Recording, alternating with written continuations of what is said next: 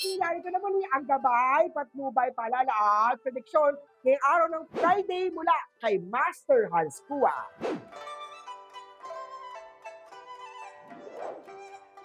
Nangunguna ang mga pinanganak ng Year of the Rat dahil kayo ang pinakamaswerte ngayong araw. May Happy Love Life star na activated. May letter L, N, S, E at O sa kanyang pangalan. Simula ng araw with positive at tuloy-tuloy naman ang pasok ng good luck energy. Green at 9 ang swerte kay Rat.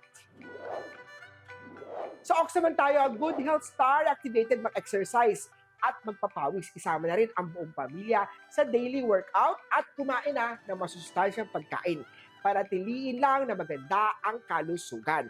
Red at tuwang swerte kay Ox. Magiging magulo naman ang isip ng mga pinanganak ng Tiger today dahil marami ang pumipigil sa plano at gusto mo. Maging praktikal sa pagdesisyon at laging piliin na maging mabuting tao. Brown at 4 swerte kay Year of Tiger. Sa mga pinanganak naman tayo ng Year of Rabbit, mag-celebrate, ayain ang katrabaho, mag-happy-happy o kumain sa labas. Pero huwag kalimutan na ang love life. Bigyan mo rin ng time si partner dahil unti-unti na nawawala ang spark ng relasyon nyo. Peach at 1 ang swerte kay Rabbit. Sa mga Dragon naman tayo, huwag sugod ng sugod. Gumawa ng game plan sa buhay. Planuhin mabuti ang gagawin at huwag pala desisyon porket convenient siya o naaayon sa sitwasyon mo. Matuto naman na umamin na kung ikaw naman ang nagkamali. Remember, you learn nothing from life if you think you're right all the time. White at 4 ang swerte sa chart. Sa Year of the Snake naman tayo, simulan na ang pagbabago ngayong araw na to. Mag-move on na sa taong ayaw naman sa'yo at hindi naman kayang bigyan ng label ang relasyon nyo. Maganda rin ang araw na to para magsimula ng bagong negosyo.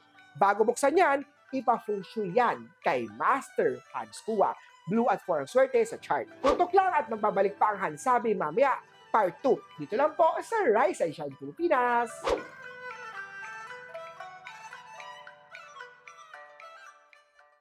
Rise and Shine! Mga ka-RSP, narito na muli ang part 2 ng mga gabay, patnubay, paalala at prediksyon ni Master Hans Kua.